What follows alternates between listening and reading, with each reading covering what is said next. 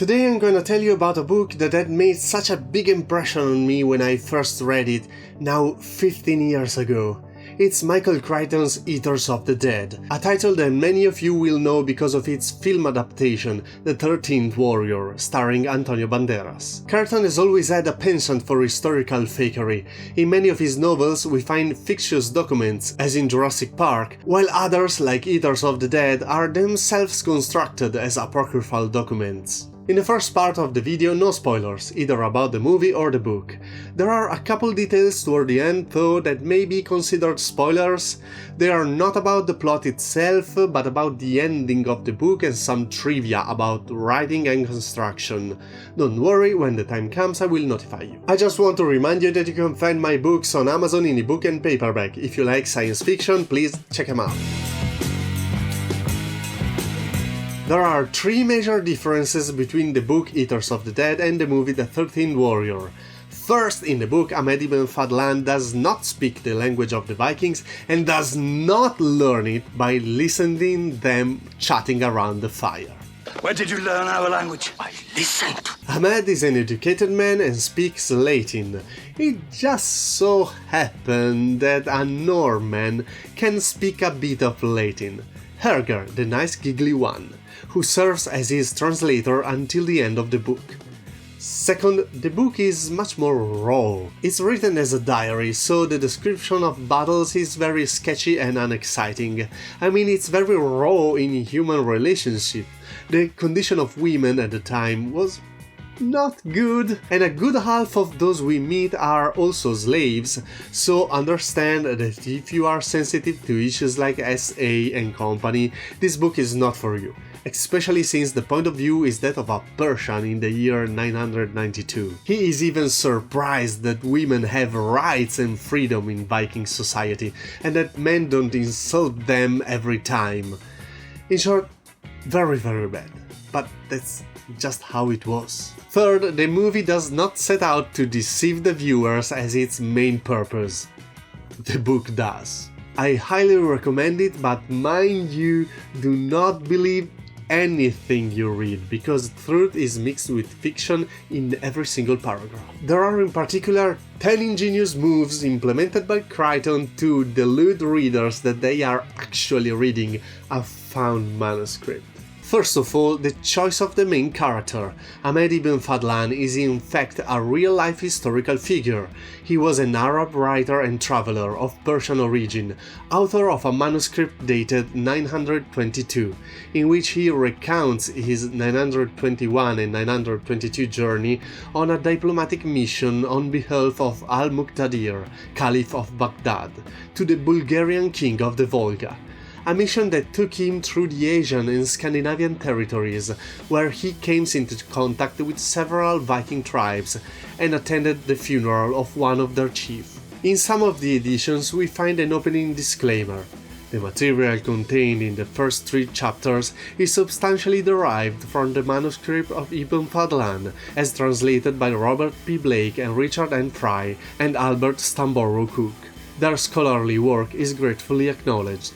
In fact, the first chapter is about leaving Baghdad as a diplomat, the second is an account of customs and tradition of the Oghuz, a nomadic people, and the third is the Viking funeral. And this is where any relevance to reality ends. At the beginning of the book, Crichton is careful to say that the manuscript is incomplete, having come only through excerpts from secondary sources, which is why the translation and assembly of the manuscript was difficult and deficient. In June AD 921, the Caliph of Baghdad sent a member of his court, Ahmad Ibn Fadhlan, as an ambassador to the king of the Bulgars. Ibn Fadhlan was gone 3 years on his journey and never actually accomplished this mission. For along the way he encountered a company of Norsemen and had many adventures among them. When he finally returned to Baghdad, Ibn Fadhlan recorded his experiences in the form of an official report to the court. The original manuscript has long since disappeared, and to reconstruct it we must rely on partial fragments preserved in later sources. In short, this was true until 923, when a full transcription of Ibn Fadhlan manuscript was found as part of a larger manuscript, a collection of 4 geographical treatises. Obviously, Crichton pretends that this finding never happened, because he wants to fill in the supposed hole with his own imagination. On the strength of the fact that although it has been translated into many languages, including Russian and French, it has never been translated into English, a language in which only the excerpts we have already mentioned are still present. Which is why, by the way, the deception works so well, not least because searching online it is very difficult to find accurate information. The Italian Wikipedia page, for example, completely ignores the finding of the full manuscript, and the English one only mentions it by chance in a paragraph. As you see, Crichton starts telling half-truths from the first page of the novel. It is true that Ahmad Ibn Fadhlan made that journey and did not complete his mission. The Caliph and the Bulgarian kings in fact did not come to an agreement because the sum offered was not enough. But he certainly did not travel with the Vikings and fought the Wendols. Moreover, from the 1923 discovery we discovered that Ibn Fadhlan manuscript was 30 pages long. Eaters of the Dead is 150 pages long. So although the manuscript was certainly thicker and pages were probably larger than an A5, it seems reasonable to think that Crichton's book, while passing itself off as incomplete, is actually a good chunk longer than the original manuscript. Crichton then proceeds to tell us the story of the manuscript, citing the sources where excerpts were found and translated by an Oslo professor, and that used to recreate Ibn Fadhlan manuscript that he then used to write the book. Another fragment was discovered in Russia in 1817 and was published in German by the St. Petersburg Academy in 1823. This material includes certain passages previously published by J. L. Rasmussen in 1814. Rasmussen worked from a manuscript he found in Copenhagen, since lost, and of dubious origin. There were also Swedish, French and English translations at this time, but they were all notorious inaccurate and apparently do not include any new material. In 1978, 2 new manuscripts were discovered in the private antiquities collection of Sir John Emerson, the British ambassador in Constantinople. Sir John was apparently one of those avid collectors whose zeal of acquisition exceeded his interest in the particular item acquired. The manuscripts were found after his death. No one knows where he obtained them or when. And we are led to think that these are reliable sources. The novel has not yet begun, this is the introduction, and these sources are even mentioned in the bibliography. And instead, it is all absolutely made up. Which you can also see from the fact that among all the sources in the bibliography, there is Abdul Azared's Necronomicon, edited by H.P. Lovecraft. So you can understand the spirit in which this book was written. Moreover, Crichton says at the end of the introduction that the original text, and consequently the translation, was too chaotic and boring to be published, and he therefore adapted the text to a form more in line with editorial needs. In preparing this full and annotated version of the Fraus Dolus translation, I have made few alterations. I deleted some repetitive passages, these are indicated in the text. I changed paragraph structure, starting each directly quoted speaker with a new paragraph, according to modern convention. I have omitted the diacritical marks of Arabic names. Finally, I have occasionally altered the original syntax, usually transposing subordinate clauses, so that the meaning is more readily grasped. In short, he is justifying to us a novel-like formatting, the cutting out of all the repetitive and boring parts, the organizational parts of the expedition, in short, the culturally relevant parts that would be of interest to anyone interested in Ibn Fadhlan manuscripts, because readers should not be interested in the real manuscript. Readers are here for an adventure novel. In addition, the introduction has the structure of an essay. Crichton quotes paragraphs from scholars about the Vikings. Ibn Fadhlan portraits of the Vikings differs markedly from the traditional European view of these people. The first European description of the Vikings were recorded by the clergy. They were the only observers of the time who could write, and they viewed the pagan Northmen with special horror. Here is a typically hyperbolic passage cited by D.M. Wilson from a 12th century Irish writer. In a word, although there were 100 hard-steeled iron heads on one neck, and 100 sharp, ready, cool, never-rusting brazen thongs in each head, and 100 garrulous, loud, unceasing voices from each thong, they could not recount, or narrate, enumerate, or tell what the Irish suffered in common, both men and women, laity and clergy, old and young, noble and ignoble, of the leadership and of enduring, of oppressing, in every house, from those valiant, wrathful, purely pagan people. I must say, in this part of the book some quotes are real. 50-50, I would say. He also frequently inserts notes in the text. This passage gives the flavors of Ibn Fadhlan's description of the travels. Perhaps a quarter of the entire manuscript is written this fashion, simply listing the name of settlements and the number of days spent in each. Most of his material has been deleted. Apparently Ibn Fadhlan's party is traveling northward, and eventually they are required to halt for winter. Throughout the manuscript, Ibn Fadhlan is inexact about the size and composition of his party. Whether this apparent carelessness reflects his assumption that the readers know the composition of the caravan, or whether it is a consequence of lost passages of the text, one cannot be sure.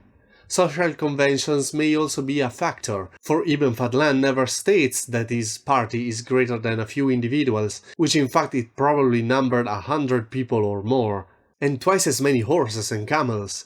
But Ibn Fadhlan does not count literally slaves, servants, and lesser members of the caravan. He often makes remarks on Ibn Fadhlan's style, on what was known by Arabs and what they did not know, to make the reader understand why he is surprised by some things and not others, or makes comments in the translation of certain terms, or the veracity of custom and traditions.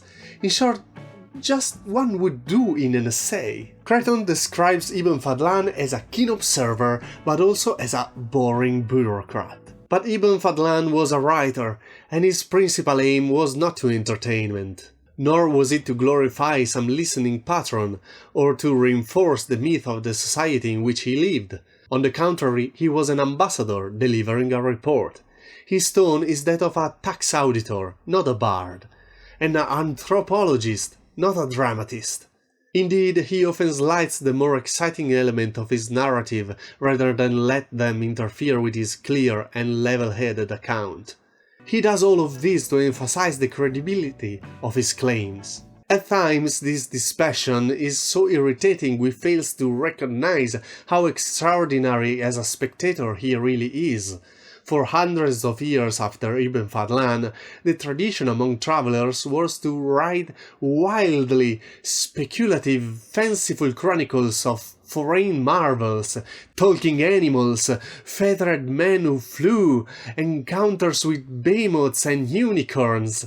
As recently as 200 years ago, otherwise sober Europeans were filling their journals with nonsense about African baboons that waged war with farmers and so on. This brings us directly to the last paragraph of the introduction. In the end, it is this quality of absolute truthfulness which makes this tale so horrifying, for his encounter with the monsters of the mist, the eaters of the dead, is told with the same attention to details and some careful skepticism that marks the other portion of the manuscript. In any case, the reader may judge for himself. The last sentence, "the reader may judge for himself," makes me fly. What a troll! He decided to write this book as a historical fiction, as a real version of the epic poem Beowulf.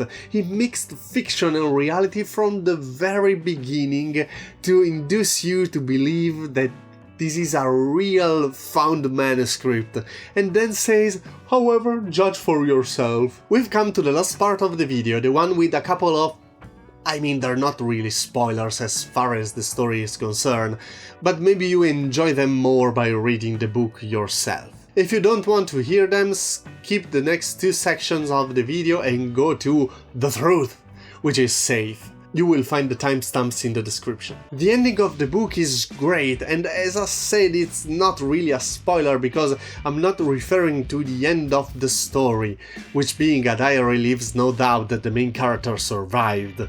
Otherwise he could not have written it. But I mean literally the end of the book, the last paragraph, the last sentence, the last 3 words. In this way I saw that he would never be persuaded to my beliefs, nor I to his, and so we parted.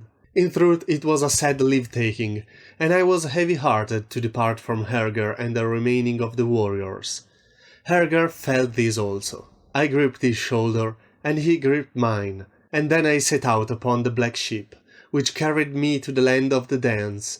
As the ship with her stout crowd slipped away from the shores of Venden, I had view of the gleaming rooftop of the great hall of Hurod, and then, turning away, of the grey and vast ocean before us. Now it happened. Happened what? What a great truncated ending, without even a single punctuation mark. The story has its own closure, but then with only 3 words it leaves you with an opening that sparks the imagination. And all that is left is Crichton's last note to read before the appendice. The manuscript ends abruptly at this point, the end of a transcribed page with the final terse words, Nunc fit, and although there is clearly more to the manuscript, further passages have not been discovered. This is of course the purest historical accident, but every translator has commented upon the odd appropriateness of this abrupt ending, which suggests the start of a new adventure. Some new strange side, that for the most arbitrary reason of the past 1,000 years will be denied us. However, the nice touch that I most appreciated and that deserve a more in-depth dissertation is the appendix, that talks about the Wendols and speculates that they may be a population of Neanderthals who survived in isolation until much more modern times than scholars expected. And this is precisely why Crichton begins by showing doubt and mystery around the Neanderthals. It was with a kind of relief that early scholars decided that Neanderthals men had disappeared about 35,000 years ago, to be replaced by Cro-Magnon men, whose skeletal remains were presumed to show as more delicacy, sensitivity and intelligence as the Neanderthal skulls shows monstrous brutishness. The general presumption was that the superior, modern Cro-Magnon men killed off the Neanderthals. The general reassessment of Neanderthal men coincided with the discovery of Ibn Fadhlan contact with the mist monsters. His description of these creatures is suggestive of Neanderthal anatomy, and raises the question of whether the Neanderthal form did, in fact, disappear from the earth thousands of years ago, or whether these early men persisted into historical times. He then moves on to give a talk about surviving population in isolation to lend more credibility to the hypothesis. Arguments based on analogies cut both ways. There are historical examples of a handful of people with technologically superior culture wiping out a more primitive society in a matter of years. That is largely the story of the European contact with the New World. But there are also examples of primitive societies existing in isolated areas, unknown to more advanced civilized people nearby. Such a tribe was recently discovered in the Philippines. At this point he reviews the academic debate on the topic. The academic debate on Ibn Fadhlan creatures can be neatly summarized by the viewpoints of Geoffrey Wrightwood of Oxford University and E.D. Goodrich of the University of Philadelphia. Wrightwood says, in 1971, "The account of Ibn Fadhlan provides us with a perfectly serviceable description of Neanderthal men, coinciding with the fossil records and our supposition about the cultural level of these early men. We would accept it immediately, had not we already decided that these men vanished without trace some 30–40,000 years previously. We should remember that we only believed this disappearance because we had found no fossil of later date, and that absence of such fossils does not mean that they do not, in fact, exist. Objectively, there is no a priori reason to deny that a group of Neanderthals might have survived very late in an isolation region of Scandinavia. In any case, this assumption best fit the description of the Arabic text. Goodrich, a paleontologist well known for his skepticism, takes the contrasting view in 1972. The general accuracy of Ibn Fadhlan reportings may tempt us to overlook certain excess in his manuscript. There are several, and they arise either from cultural preconditioning or from a storyteller's desire to impress. He calls the Vikings giants when they most certainly were not. He emphasizes the dirty, drunken aspect of his host, which less fastidious observers did not find striking. In his report of the so-called Wendol, he places great importance on their hairiness and brutish appearances, and without the level of cultural attainment manifested by the Scandinavians. And finally he comes to the closing of the debate. In the end, the argument stumbles over a well-known limitation of the scientific method itself. The physicist Gerard Robbins observed that, strictly speaking, no hypothesis or theory can ever be proven, it can only be disproven.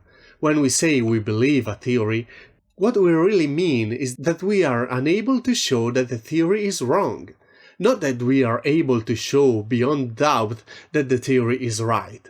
A scientific theory may stand for years, even centuries, and it may accumulate hundreds of bits of corroborating evidence to support it. Yet a theory is always vulnerable, and a single conflicting finding is all that is required to throw the hypothesis into disarray and call for a new theory. One can never know when such a conflicting evidence will arise. Perhaps it will happen tomorrow, perhaps never. But the history of science is true with the ruins of mighty edifices toppled by an accident or a triviality. This is what Geoffrey Wrightwood meant when he said at the 7th Institutional Symposium on Human Paleontology in Geneva in 1972, "All I need is one skull, or a fragment of a skull, or a bit of a jaw. In fact, all I need is one good tooth," and the debate is concluded. Until that skeletal evidence is found, speculation will continue, and one may adopt whatever stance satisfies an inner sense of the fitness of things. Needless to say, as with the rest of the book, this appendix starts out by mixing real and invented data about Neanderthals, but it takes a pure fictional drift. The entire scientific debate presented in this section is completely made up. It is true that a finding of Neanderthal population around the year 1000 would trigger such reactions, and ultimately physical evidence, bones and skeletons of this population, artifacts produced by them, would be needed to put the science machine at work. However, as it told, no remains of Neanderthal more recent than 35,000 years have been found. Crichton was a genetist and was good at the art, as he also did in Jurassic Park, to mix truth and fiction. However, it did not end there, because in the most recent editions there is a second appendix, written in 1992, so a full 16 years after the book was published in 1976. This appendix is meant to provide clarity. It is like a letter from the author explaining why he wanted to write his book, what research he did, why he chose Ibn Fadhlan as the main character, what is true and what is false, and also it presents a list of the true sources Crichton used, without all the made-up sources. If you have a little patience, I would love to read you the 4 pages that make up this appendix, because I spent 15 years wondering what was true and what was false, and finally I got a precise answer. The publisher who published this book in Italy, despite the fact that the Italian editions are all post-1992, the first one was in fact published in 1994, and the one I have was published in 2010, completely ignored this note.